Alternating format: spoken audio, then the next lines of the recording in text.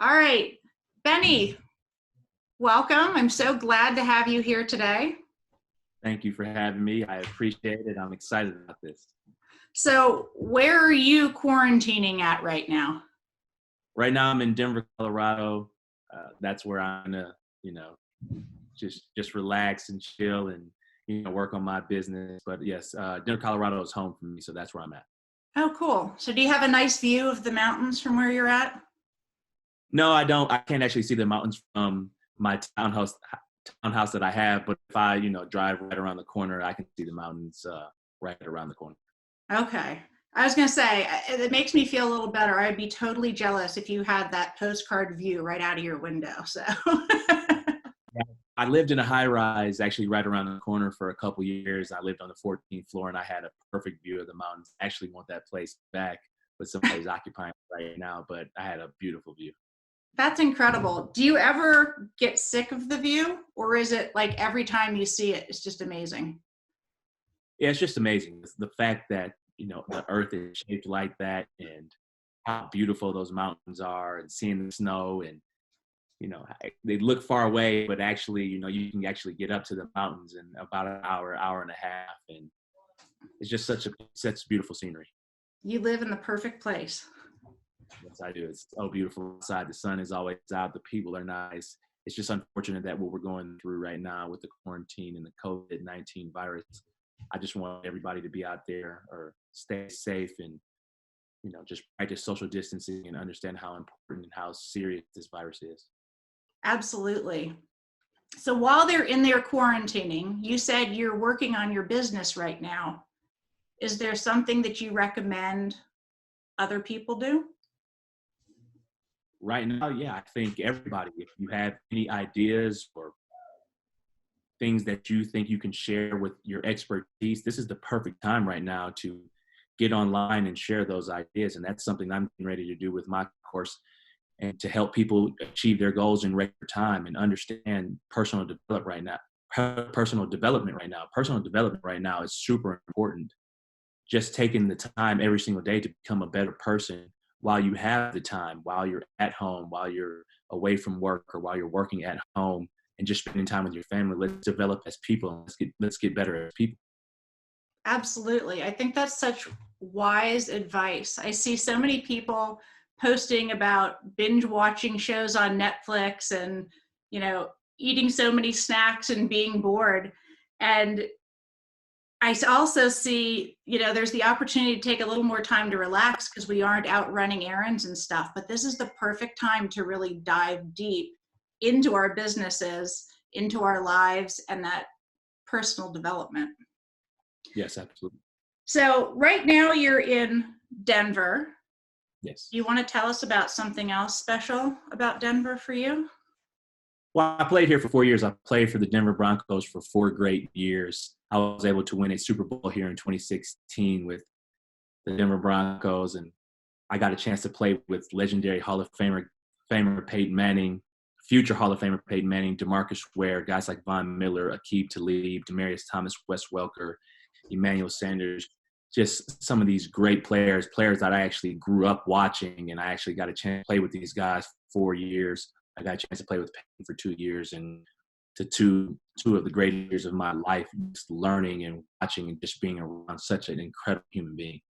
I can imagine the growth that you would experience. Like they say, you're the culmination of the 5 people you spend the most time with.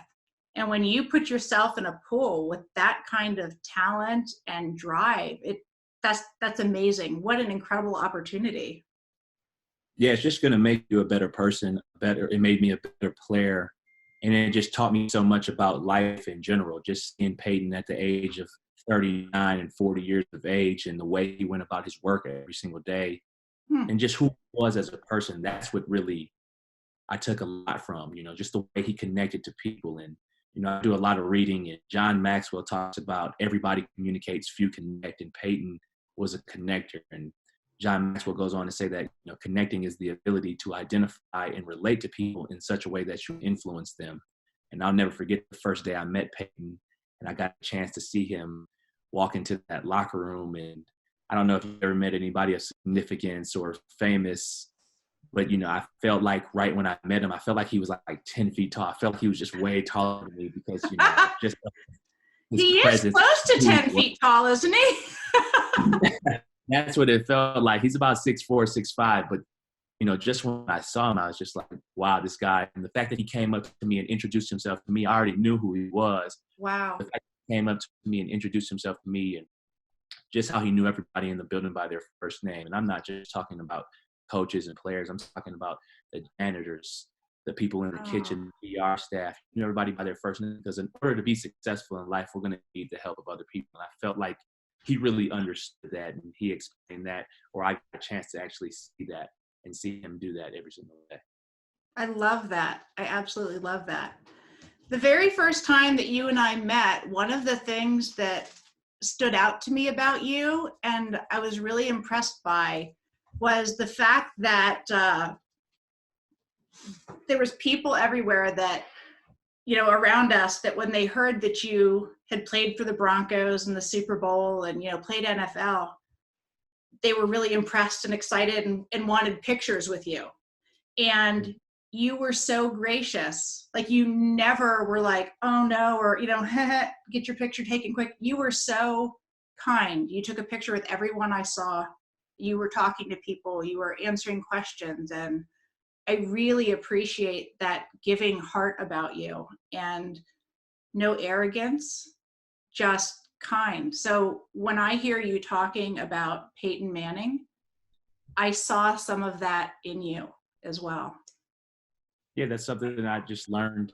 I'm blessed to be fortunate enough to play in the NFL, and I will never take that for granted. And I understand that, I have been very, very fortunate enough to do what I do. So why would I treat people any different, or not take the time out if they want a picture? I was given this opportunity, and I earned this opportunity, but God blessed me with this opportunity. So why would I be mean to people or not give people the time of day just because I play a sport? I'm just like everybody else. We're all human beings, and I love connecting with people, and you just never know who you might meet. I mean, look at our relationship and how it's developed, and now that we're doing this virtual summit that just came off of a conversation, and me being polite and you being polite, and us just exchanging information. Yep, absolutely. So you having the mindset or, opinion that you're just a normal person. Mhm.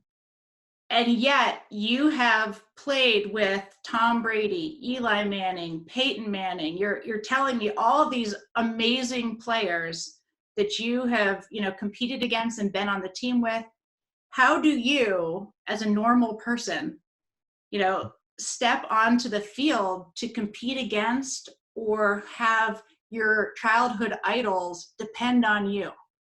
I can just imagine the pressure that would be there. How do you overcome that? Have you ever struggled with imposter syndrome or not feeling good enough? And what do you do to overcome that? Yeah, so I've definitely struggled, not struggled, but, I've had some setbacks. And my first real setback, high school was pretty easy for me in terms of being athletic. And, things just aren't a big deal. If you drop a pass in a high school game, it's not a big deal. But my redshirt junior year at Michigan State is when I became a starter at Michigan State. Oh, hold And we up were here. Benny, I'm a Penn Stater. I didn't know this about you. Yes, I went to Michigan State. All right. Okay. It was Michigan State, not Michigan. It's not quite as bad, but all right. All right. I'll forgive you. Keep going. Yes, I was a redshirt junior at Michigan State, and we were playing Notre Dame on ABC. This was one of my first night games that I ever started. Wow. And I went out there. I was on the left-hand side. We're going towards the south end zone. And I have a guy in front of me. I beat him off the line, and the ball's in the air. I'm getting ready to catch this touchdown pass, and it goes right through my arms. And we end up losing that game 20-3. And that game, or that play right there, could have got some momentum. And the media attacked me. That was the first time I had really experienced some adversity, some hardship, and some failure. And in my mind, it was starting to, weigh on my mind. And I felt like I couldn't sleep at night. And that's where I first experienced that pressure and that adversity. And that's when I started getting into reading and understanding mindfulness and meditation. And my high school basketball coach gave me this book, The Monk Who Sold His Ferrari. And it's just a book about the journey and how everything is not going to be perfect. And you're going to have to learn to handle adversity and handle success as well. And Right. that's where I started getting into that. So that's where I learned to develop mindfulness and the meditation practice, just being in the present. And now just understanding, I'm reading a book right now called the Success. It's about by Carol Dweck, and it's about having a growth mindset instead of a fixed mindset. And a lot of Americans and a lot of people just have a fixed mindset.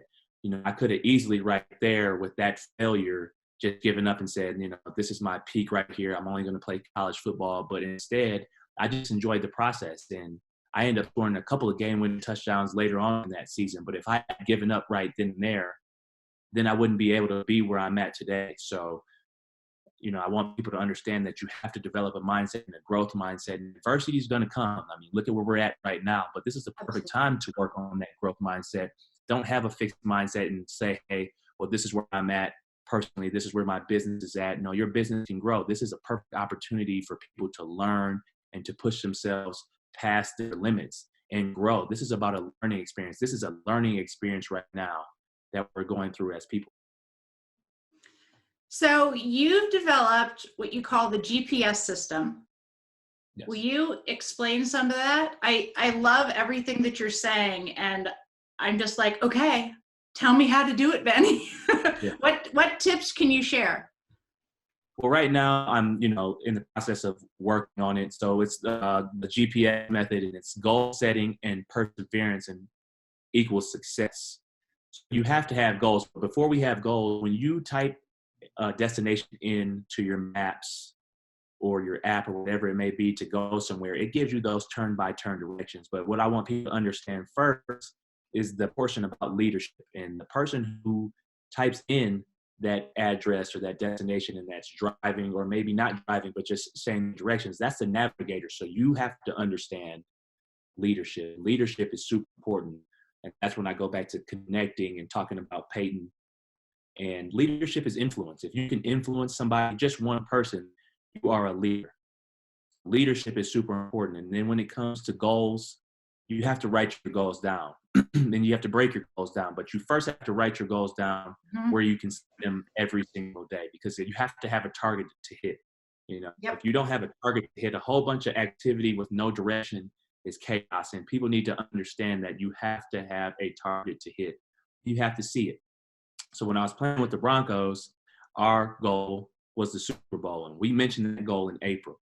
And then we never mentioned it for the rest of the season. And then we started breaking those goals down. We had organized team activities for about 8 weeks where we broke our goals down, and we wanted to just get the offense down, speaking from an offense standpoint. And then when we get into the season, we break them down, our goals down into months. And then we break them down into weeks and days. And like Pete Vargas says, you win the days, you win the week. You win the Yes. weeks, you win the month, you win the months, you win the year. So on Tuesday or Wednesdays, we're focused on first and second down. So we're breaking those down to get to our goal to win on Sunday. And then Thursdays, we work on third down and a little bit of red zone. Friday is mostly all red zone, a little bit of first, second, and third down. Saturday, we walk through it all. And then Sunday, we go out and we try to win. We don't always win those games, but we continue to lay the foundation. And, Gary Kubiak was the head coach of the Broncos at the time. And he said, we play 16 games in a season. He was like, well, you can't win 16 games in 1 week. So let's just take it 1 week at a time. So we try to go 1-0 each week. And, that's Mm. the way you put goals down. And, that's what I consult people on. And that's what I coach people on. And I help them, break those goals down. But it's an everyday process. Success doesn't happen in a day. It happens every single day. I love that. Yeah. A couple things stood out to me in what you were saying. Um, One of the solutions that I think you've really dialed in, and I love, is the breaking the goals down. I know, like, New Year's Eve, maybe they wait till New Year's Day, but everybody's writing out their resolutions. And I'm like a paper person, and I tend to keep those papers. So I've gone through, what were my goals from 15 years ago, 10 years ago. And one of those was to be a speaker. And I wanted to speak at conferences, like that was on my heart. Yet it took, I don't know, I think it was 8 years until I finally learned how to be a speaker. I took the training, I got a speaking coach, I figured all of that stuff out. And now I'm like, it's so awesome to be able to bless others and have relationships with people because of what I do. And it's easy to look back and say, be frustrated. Why didn't I do this sooner? But part of the issue I had was I set that goal, but didn't know how to achieve it. So, I don't even know if I knew the steps to break it down. And I think that comes back to what you were saying about the leadership. So it sounds like you're talking about not only being a leader, but understanding the importance of having a leader or a mentor, like having someone like you had Peyton Manning to demonstrate and model and speak into your life. Is that correct? Yes, absolutely. First of all, we're all leaders. Like I said, leadership is influence. Everybody in the world is a leader, and everybody will have opportunities throughout their entire life to lead. And that's super important. I think it's important for people to understand. But yes, when you want to be successful at something, if you're not successful at it yet, you have to look around and have a mentor that you can go to, or a mentor that you can have from afar. Somebody that I always looked up to, the late, great Kobe Bryant. I felt like he was a mentor of mine, even though I never met him, just watching the way he went about his business, watching his documentary, watching his workouts, watching his interviews. Those were things that I learned and picked up along the way. So if you want to be successful at something, you have to see what other people did. They say a wise person learns from his mistakes. A wise person learns from the mistakes of others. The wisest person learns from the successes of others. So if you want to be successful, you have to look at the other people around you who are successful in your area. You don't necessarily have to follow what they did, but learn from some of the things that they did and apply them into your life. You are so wise. I love it. I also love that now you've stepped into a role that now you have opened up the opportunity for not just other football players or your neighbors or the people that just live in Denver to work with you, but you're now, I understand, coming up with a course or a program that people anywhere can take. Is that? People anywhere can take it. It's getting developed right now. I'm actually going to start doing some webinars next week if people want to reach out and want to be a part of that. I will be talking about goal setting, success, as well as leadership. And then I will be doing consulting, I'm still playing right now, but I will be doing consulting and helping people at least, once or twice a week if they want to help, and doing coaching calls and just helping people grow their mindset, because that's something that we can develop all the time. There isn't a perfect person. I've never met one. So we always evolve as people. Right. What an incredible opportunity. I love that even though you're still playing, you're doing this. Like, that's just mind-blowing to me. Like, so awesome. So in coaching, do you feel that it's important to check in with a coach regularly? Like you were saying, like you were thinking about doing like weekly like check-ins with people, or consulting. Is that a good way to keep yourself on track? And if so, like why is that? Why can't you just do it on your own? I think it's a great way to stay on track. And I'm just a person who I feel like I enjoy getting checked on or checking in with somebody. Like, it's just like when I'm in the off season and I'm training. Yes, I can train by myself, and I have the understanding and the wherewithal to put myself through workouts, and I know what I need to do. But having that trainer there to hold me accountable is something that makes me better, because there's somebody right there to hold me accountable. There's somebody to push me when I don't want to do something. If I'm just working out by myself or doing things by myself, then I can let myself slack off. But if I have somebody there to push me, or a friend or a mastermind group, I have people there to push me every single day. So that's why I think it's super important. Even if it's just once a month or once a week, I think is really important. But once a month if you're really on top of your goals. It just depends on what you're doing. So in addition to having other people around you pushing you, I would love to know your insight on reaching your full potential. I was listening to ESPN a couple weeks ago, and they were talking about a basketball player, and I don't really follow basketball, so I'm not sure if I have the name right, but I think his last name was Bunn, and he had played in Miami.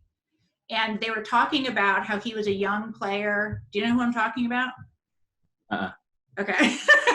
Me neither, but it's this basketball player but it was cool to listen to because they said he was really young, but they caught his attention. He caught their attention of the coaches because he was willing to push himself no matter what. Like, his determination was really impressive to them. And one of the comments that really like caught my ear was, the coach said, I don't know what his ceiling is, but I know he's going to hit it.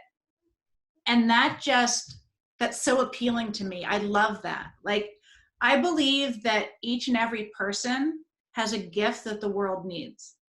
And if they can't find you, if they don't know that you exist, or you're floundering and not able to put yourself out there, then there's people who are missing out. So what is your advice for growing to your top capacity? Does that make sense? Mm-hmm. Okay. Yeah, my advice is to go for it. I was watching a webinar one day, and the guy was talking about people who have fears, doubts, and insecurities about maybe starting a new business or going after something that they want. And he just said, jump and build your wings on the way down. And that's what I would tell people. Jump and build your wings on the way down. It's not as scary as you think. You know, they say 98% of the things that we make up in our mind are never really true or never happen. And Michael Jordan gave in his Hall of Fame speech, he said, limits, like fears, are often just an illusion. It's just made up in our mind. So you have to just go for it. Go for it, and you will grow from it, and you'll grow. And that's the most important part. The prize is in the journey. Mm-hmm. The prize is in the journey. And who you develop and who you become during the process and during the dream and going after it, that's where the real prize is, and that's where the real success is. But you'll never know. You'll never be able to go after something if you don't go after it, if you don't go for it. So you just go for it.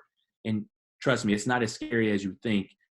And this is the perfect time to develop things like that. And let's go get it. And people have my full support and encouragement.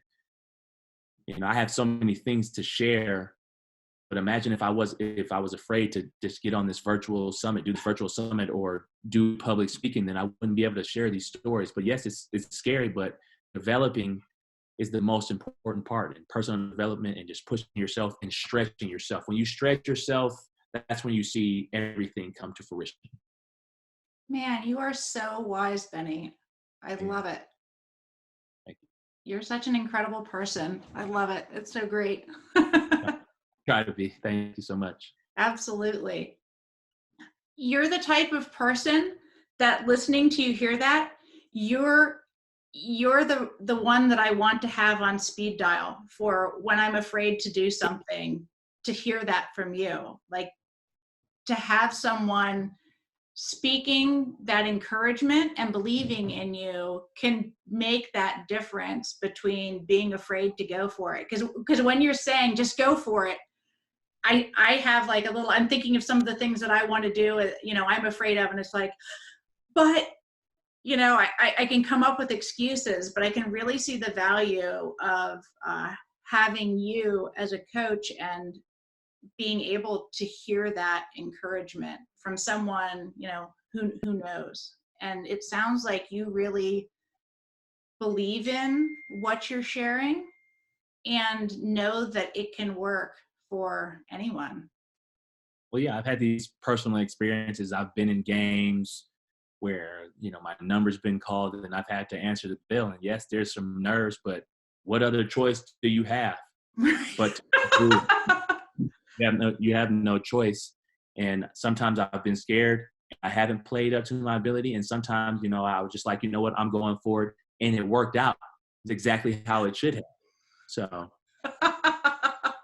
And I like how there's a little element of surprise. It worked out. yeah, it worked out. It always starts in your mind. It starts with your belief in yourself, and you know you can do it. You know, that's why these ideas come to people. These ideas come to you because you know you have it within you to execute these things. Absolutely. I couldn't agree with you more. Yeah. So I have a couple questions that I've been dying to ask you, Bennie, just as a football player, unless there was anything else that you wanted to share.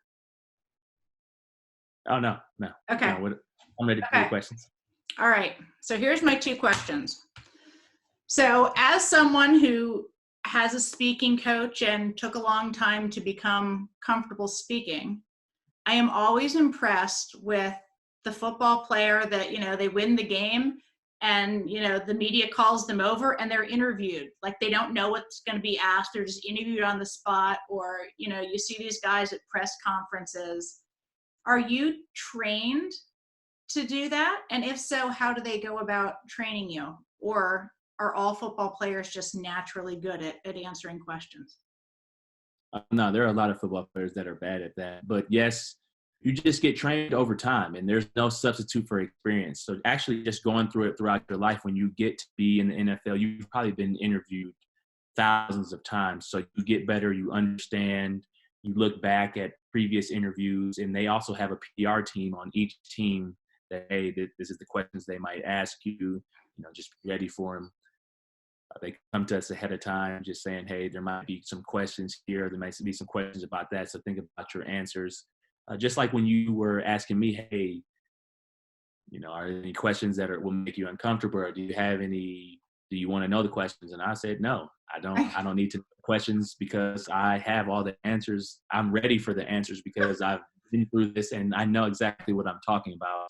And if I don't know what I'm talking about, I will just say next question. Oh, that's awesome. I know. I was really impressed because, as I said, I'm not a speak on my feet kind of person. So when you were like, nope, you just asked me what you want, I was like, all right, I'll bring it. All right. So two more questions. This is a two-part. Okay. So first of all, do you ever wear your Super Bowl ring? No, I don't. I never wear it. I won't wear it. I don't think I will. My Super Bowl ring is we have the second biggest ring ever made. So it's just big and it draws too much attention. I won't wear it. I do have it at my house, but I won't wear it, and I probably won't wear it till I'm done playing, and that's when I'll probably wear it more, maybe at different functions and things like that. It is a good conversation starter, but I do not wear it. That's really cool. That's interesting that you won't wear it until after you're done playing. Is that out of respect for people who haven't won one, or? No, I'm trying to win another one. So, you know, I'm focused on the next goal. I don't want to continue to look at something that happened in the past. I want the next one. So right now it just stays away. I love it. I love that. So after you won the Super Bowl, when you finally got home to your house, what was the first thing that you did? Wow. We partied a lot. So I can remember after the night after the Super Bowl flying back, and I've only cried maybe 4 or 5 times in my adult life, and it's been more of sad things, but I cried for about 30 minutes after that Super Bowl when we were just passing that big silver Lombardi trophy around, and it's just nothing but, you know, laughter, smiling. And I cried for about 30 minutes just because of everything that I had been through to get to this point, being an undrafted NFL player and reading my draft profile and them saying I wouldn't make it into the league, and then catching the last pass of Peyton Manning in the Super Bowl and winning the Super Bowl. It was just an incredible feeling. So I partied for about 2-3 weeks straight, every single day, just enjoying it because that was my second year in the league and I had a little bit of money in my pocket. So I was really enjoying it. That's really neat. I like all the work that you did and your emotion, but also the fact that you celebrated it. That's really cool. Had to. it's hard, people go 15 years, 16 years, like a guy like Phillip Rivers, who's the quarterback of the San Chargers. Diego, yeah, the Chargers. He's been playing for 17 years, no Super Bowl, not even a Super Bowl appearance, and he's a great player, possibly a future Hall of Famer. And the fact that he's never won a Super Bowl shows how significant and how blessed I truly am to win one. Oh, that's really cool, Benny. Thank you so much for participating in this summit and sharing some of your wisdom with us. Yes, thank you for having me. I appreciate All right, you take care. Enjoy your quarantine. it. You as well. All right, take care.